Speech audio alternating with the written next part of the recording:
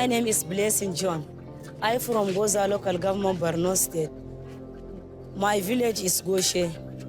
First come for Boko Haram. First come, she come from 4 September 2013. They kill grandfathers and grandmothers. Second come again. They are come 24 April 2014. They kill people, 338 people. They catch women and young girls and young boys. They are killing. They catch me and shoot my leg. Okay, she say me, you do pray for Islam. I'm saying no. I have baptized. I'm not turn around for Islam. I'm do 2 months for Boko Haram. No medicine, no anything, no food, no something, no bath. I'm sit down, but she say me pray. Me, I'm not pray, but I'm Christian. I have card for baptized for my heart. I'm not do pray for Islam. I'm do church, I'm do anything. But I have chance. I catch one gun, I'm run for Cameroon. And in this 2 months, sir, I am cry. I'm do pray. I'm not see my one pikin. I'm not see my mother. I'm not see all my friends. But sir, I won't go church anyhow. 2 months, I'm not go church, sir. Blessed John, after having to run away to Cameroon, returns to Nigeria. She has settled down in a refugee camp in Abuja, the country's capital. She makes a living out of charging phones with a generator. There are 150,000 refugees like her who have fled because of the attacks by Boko Haram. The terrorists have murdered 20,000 people. Enter, don't worry, sir. Enter. Don't worry, sir. Yes, I'm sleep here. Yesterday I'm do washing. You don't have husband? He's died, sir. When? But Boko Haram, she kill him. She killed my husband.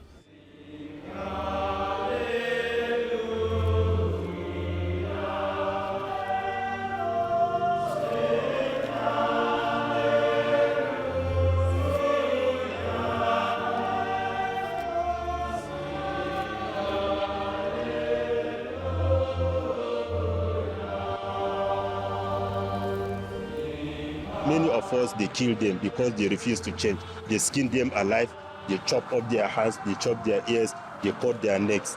They want to take over and convert everybody to Islam. Exactly. And I have about 25 local churches, and all of them are burnt down. All of them. For those of us who have grown up in the north, we have seen how we are treated simply because even though we are indigenes of the north, even though we are sons and daughters of the soil, but simply because we have a different faith. We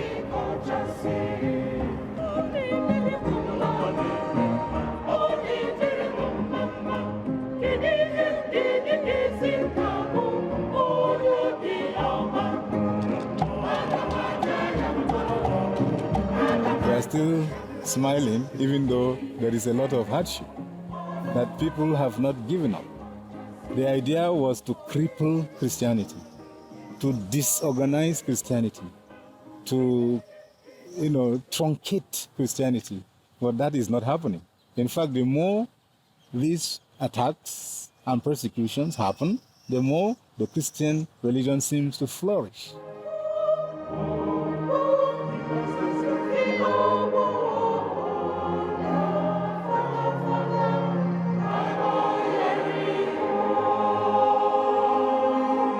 We do not deny that in the northeastern part of Nigeria, it is purely about persecution of the Christians who are there. But that is not applicable to all of Nigeria.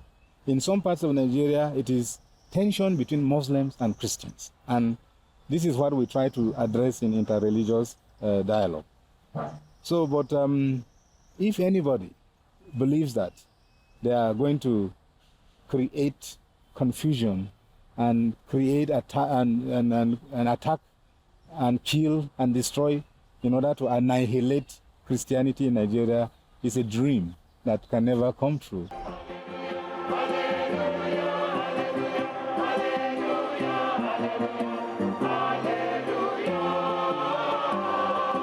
Alleluia.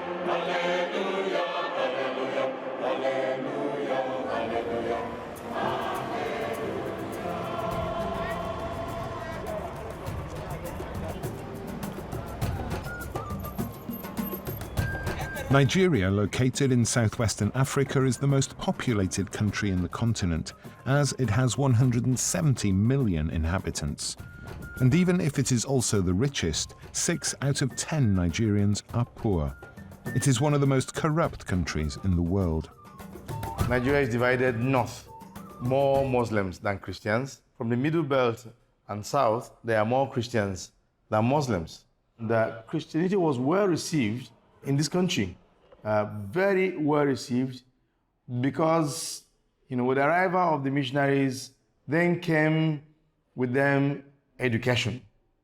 Schools were opened, and then health and hospitals.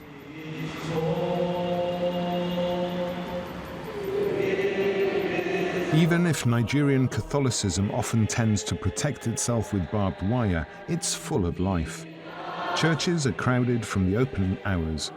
In any place or moment, faith is expressed through prayer, study, or dancing.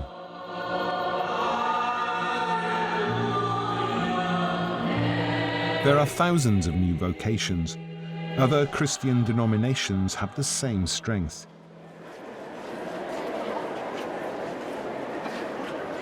Even if Nigerian Christianity is harshly punished, it shows cheerfulness.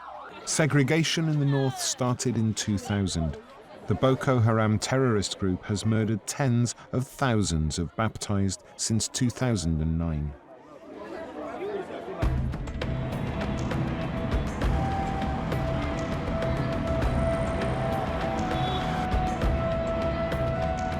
Kaduna is the capital of this same state, the principal state in the north. In this city, there is much persecution. The Christian situation can be understood here. In Malali neighborhood, located in the northern Kaduna, there is religious segregation. The few Christians left are isolated.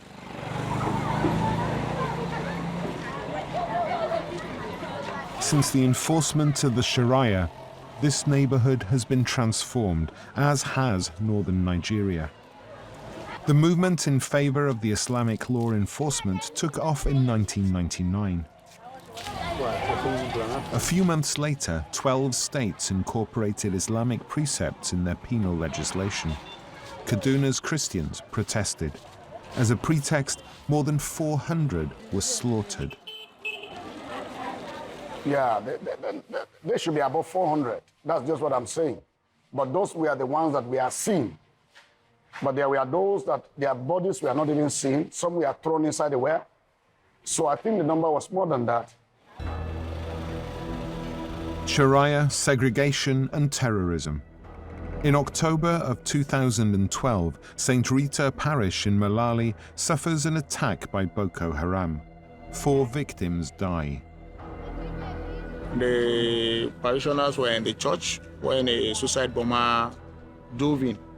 He wanted to come in through the main gate, but he was denied by the security men. It hit here with a Mercedes-Benz Jeep. We had the explosion. Boom! I don't know what happened again, but I know many people were affected, many injured. The glasses, it pierced and wounded many people. You can see all these are the glasses, that's wounded people.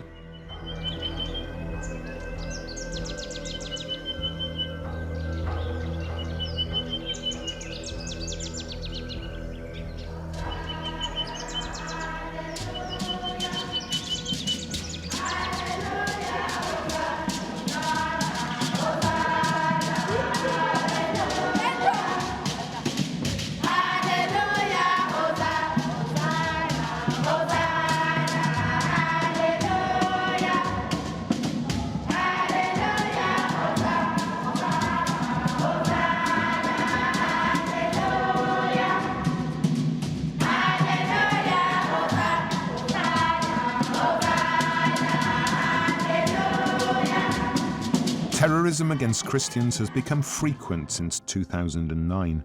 We can still see its scars in Dogo Nahawa, a town located in Plateau State. In March of 2010, a not yet clear attack left 500 dead.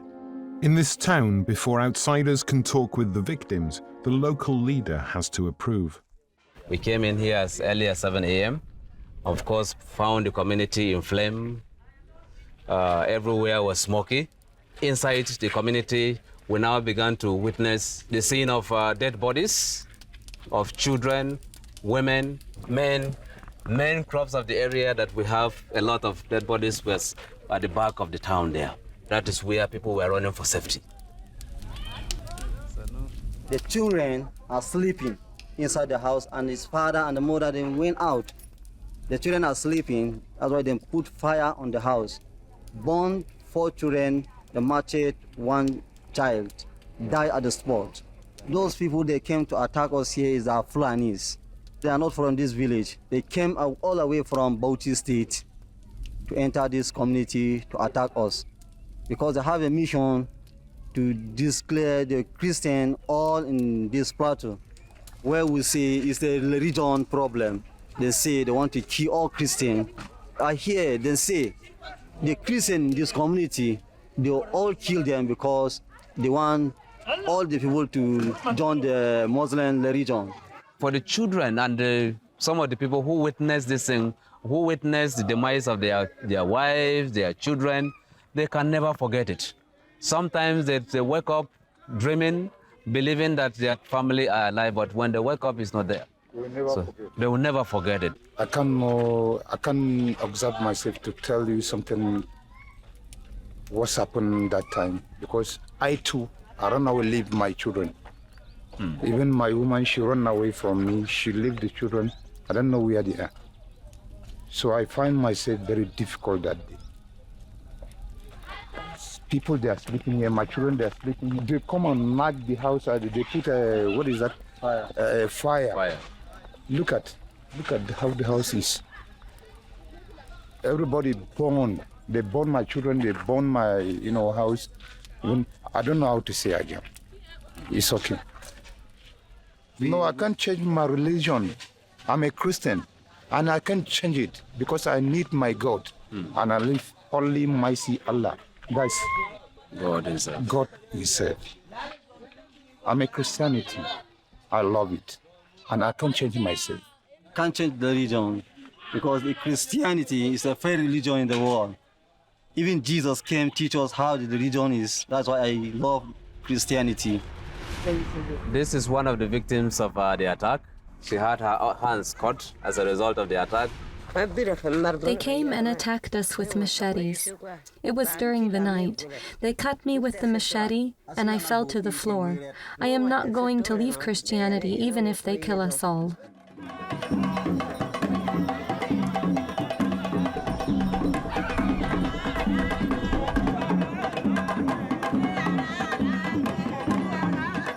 The protagonists of the attack belong to the Fulani Hausa ethnicity, and they are herdsmen. Their Christian neighbours, the Dogo Nahawa, are farmers.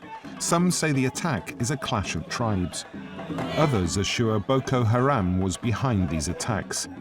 The terrorist group would have called Fulanis on mobile phones to encourage them to attack their neighbours.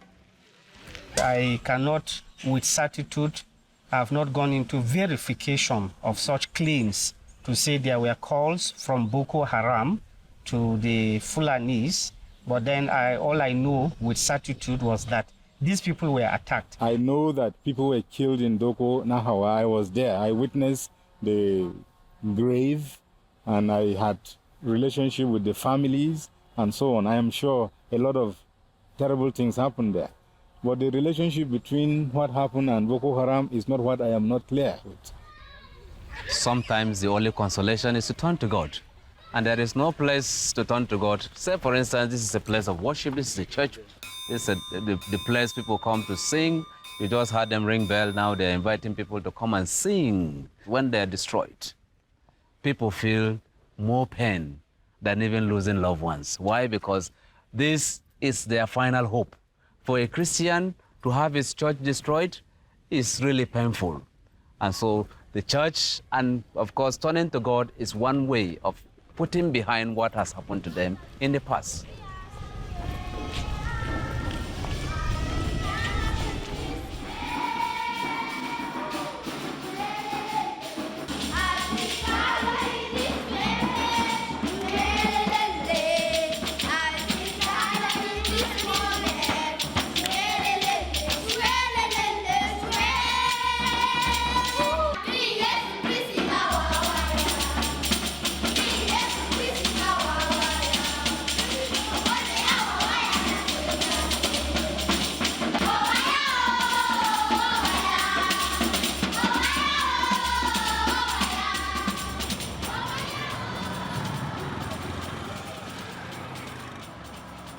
Jos, the capital of Plateau State, is near Boko Haram's headquarters, Maiduguri.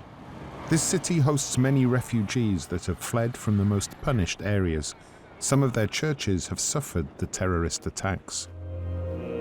The attacks we have witnessed here, the first would have been in 2010 on the eve of Christmas in a place called Habon, here in Jos.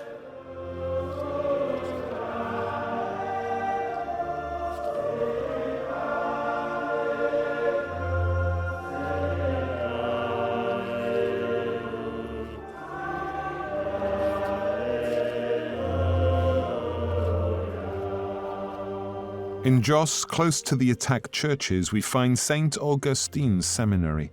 It has many vocations, and many of the seminarians come from the areas that are affected by Boko Haram. I teach scripture here in the seminary. This seminary belongs to the province of Jos. We have up to 400 seminarians in this seminary. For me, vocations are a sign of the depth of the faith of the people.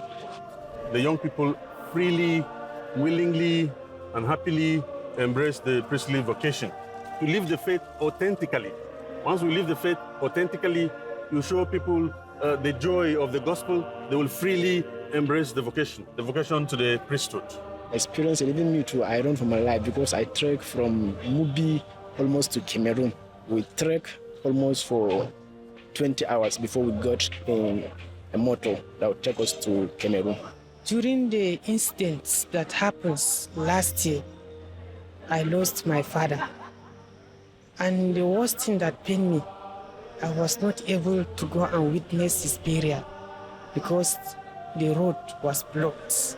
Down there in my place, all the churches were burnt down, but not even a single mosque was destroyed.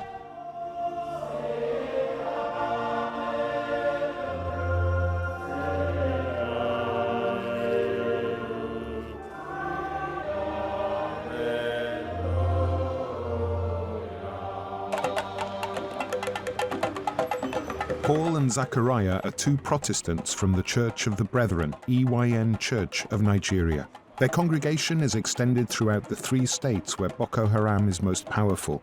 They have been forced to move their headquarters to Jos.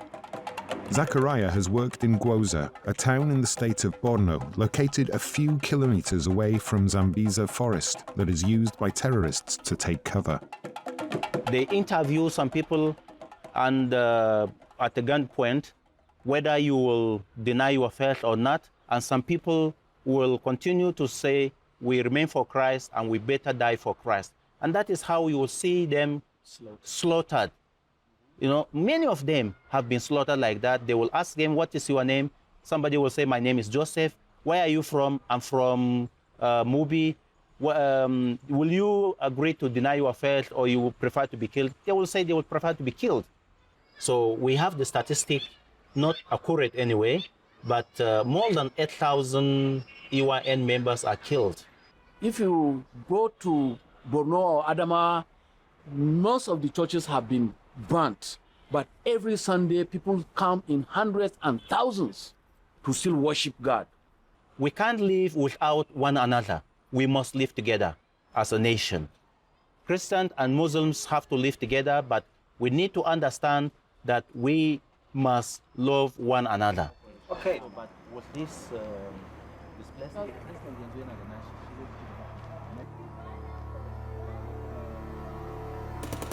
Zachariah and Paul keep on building their church, now from Jos, where they have moved because of terrorists acting against a Western education.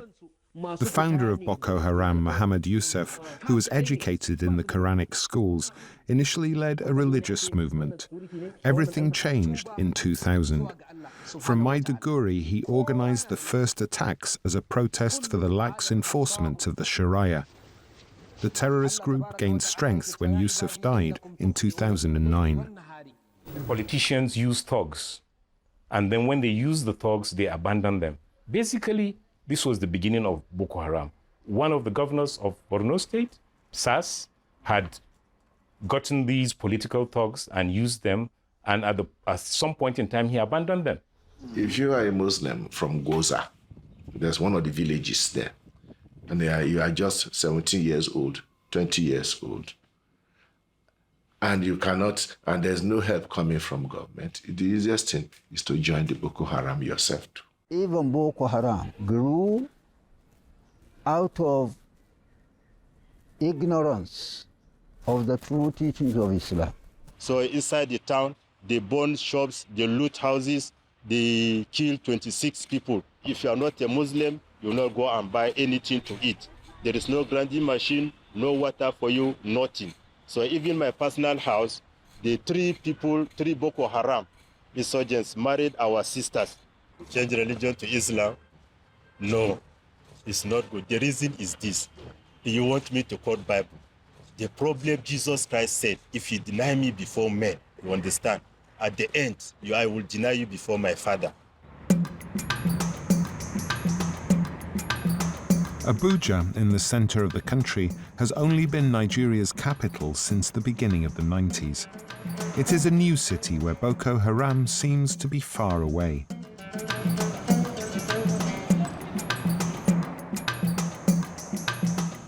We are close to one of the few Western hotels in the city. For some months now, every day at 5 p.m., the Bring Back Our Girls meeting is held. This campaign started in April of 2014 when Boko Haram kidnapped 214 girls in Chibok. The Christian girls were taking a state exam. The campaign is against Boko Haram and the government's inefficiency. At the end of the day, they were able to take these girls away forcefully, loaded them in trucks and pick up hillocks and then drove into the hinterlands, tending towards the Sandisa forest. In addition to that, in every town or village that the Boko Haram attack and take over, they capture people. When they get young people, they also use them. Like if it is a woman, force them for sexual, and if it is a man, use them as also members to join them.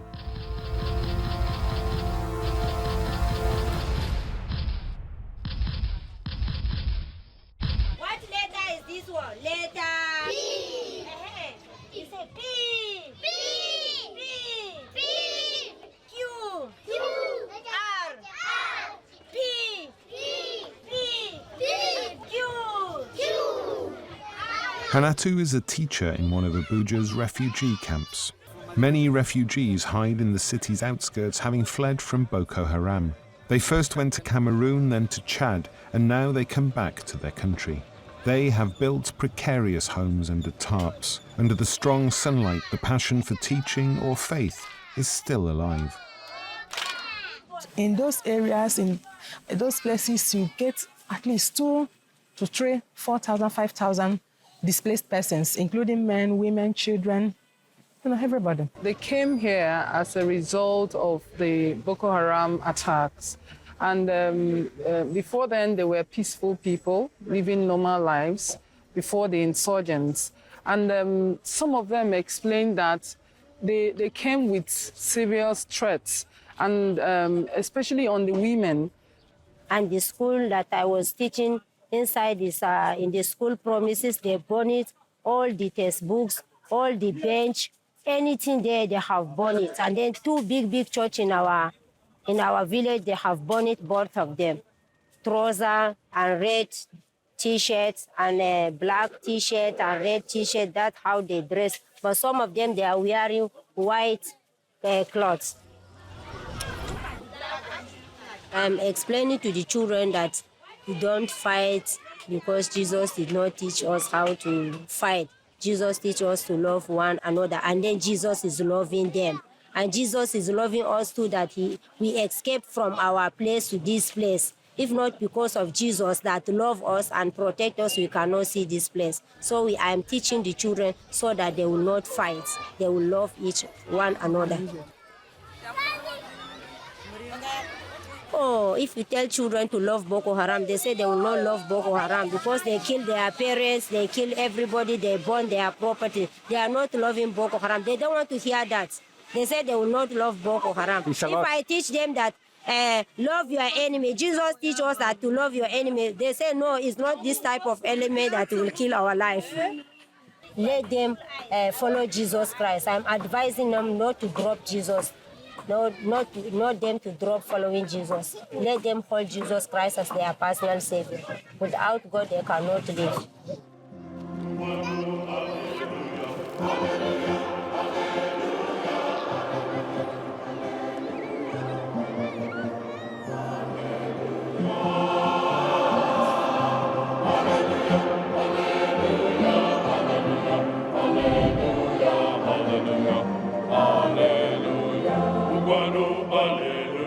Alleluia, alleluia, alleluia, alleluia, alleluia, alleluia,